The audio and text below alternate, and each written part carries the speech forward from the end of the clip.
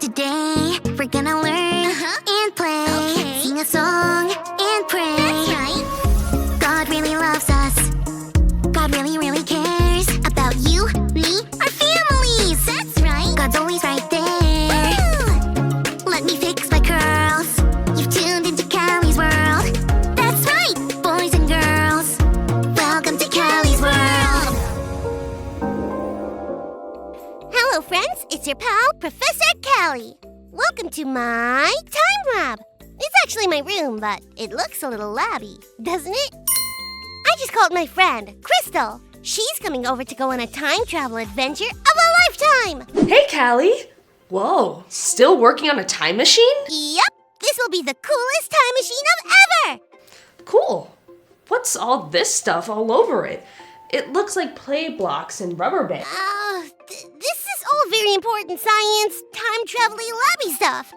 Okay, it's blocks and rubber bands, but that is just the thing that is gonna blast us into the past or the future. Okay, cool. Well, how does it work? Elementary, my friend. That means easy. First, we get inside, then we rev up the time machine thingamajigameter to 185 gigawatts. What's a gigawatt? Oh, my dear friend Crystal, please.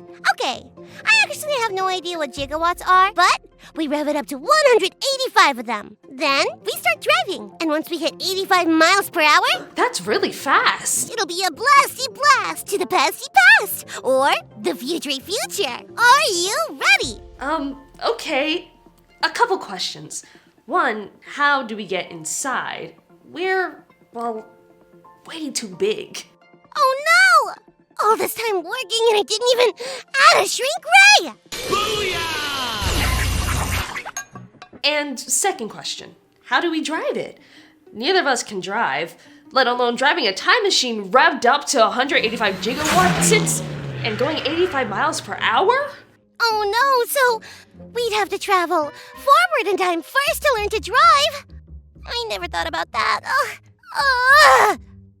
Crystal, why are you pointing out all the things wrong with my spectacular time machine? Callie, why are you mad at me? I didn't make the time machine way too small. I think we need a Callie timeout. I really don't like it when we don't get along. Crystal, it's the worsty worst. I don't like it either. This seems like the perfect time for us to check out a Bible story together and see what God's Word has to say. Today's Bible story comes from Jeremiah chapter 18. A long time ago, there was a man named Jeremiah. He lived in a city called Jerusalem in the southern kingdom of Judah. He was called by God to be a prophet, or God's special messenger, at a young age. God told Jeremiah that he was chosen to be a prophet before he was even born. Jeremiah was known as the weeping prophet. He cared so much about God's people and felt sad when they didn't listen to God. He cried because he knew that their poor choices would bring trouble, and he didn't want them to be hurt or in danger. Jeremiah did his best to encourage them to change their ways and follow God. One day, God told Jeremiah to go to a potter's house. God would give Jeremiah a message there. Do you know what a potter does? A potter is someone who makes pots and other things out of clay. So Jeremiah went to the potter's house and watched him work. The potter was making a pot from clay, but the pot didn't turn out right. So the potter decided to make the clay into a new pot with a shape that seemed best to him. Then God said to Jeremiah, "Just like the potter can change the shape of the clay, I can change what happens to the people of Israel." God said, "A kingdom that does things to hurt me and hurt others will be destroyed. But if the people of that kingdom choose to do what is right, then I will forgive them and make sure they are saved." God also said that even though good things were planned for a kingdom, if the people of that kingdom turned from God and filled their hearts with sin, then those good plans could be taken away. Jeremiah told the people what he saw and what God said. He wanted them to understand that God is like the potter. God will forgive them if they turn back to God after making mistakes. The same is true for us. Sometimes we do things that make God sad, but if we ask God to forgive us, God will.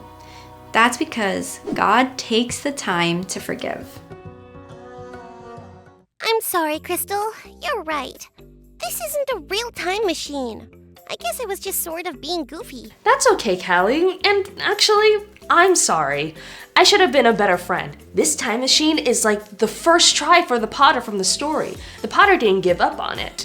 And it will turn out to be something awesome. God is like that Potter. I know I've made some pretty big mistakes, and I also know that I can always ask for forgiveness. And God has never given up on me, no matter what. You're right, Crystal. We shouldn't give up on this time machine or on being friends. When we get mad at each other, we can forgive each other because God always forgives us. That's right, Callie. I was actually just thinking, you know who would actually love this time machine just the way it is? Like the really small and without someone who could actually really drive it? Who? Your little bro! We can ask him to play pretend time travel with us. Wowzers! You'll be so excited! Let's go! A few minutes later. Your little bro did love that time machine. He wanted to visit the first ever ice cream shop in history and also see what ice cream shops will be like in the future. Now that was fun to pretend, except for the ice cream part.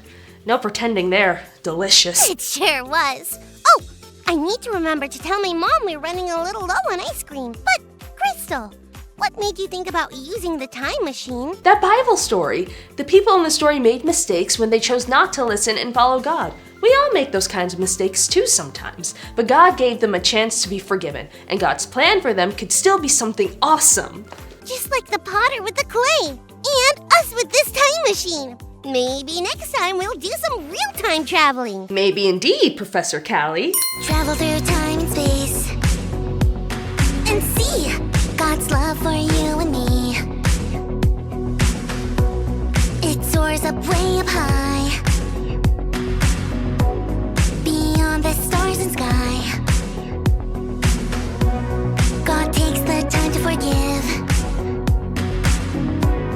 God is with us at all times. God's love is timeless, timeless. Friends, it's been fun hanging out in my time lab with you. We all make mistakes sometimes. The next time you're not getting along with a friend, or you make a time machine too small for even a mouse to fit in, or some other situation where you need to be forgiven or share forgiveness, remember, God takes the time to forgive. And God never gives up on us, past, present, or future. Thanks for learning and growing with us. Peace out.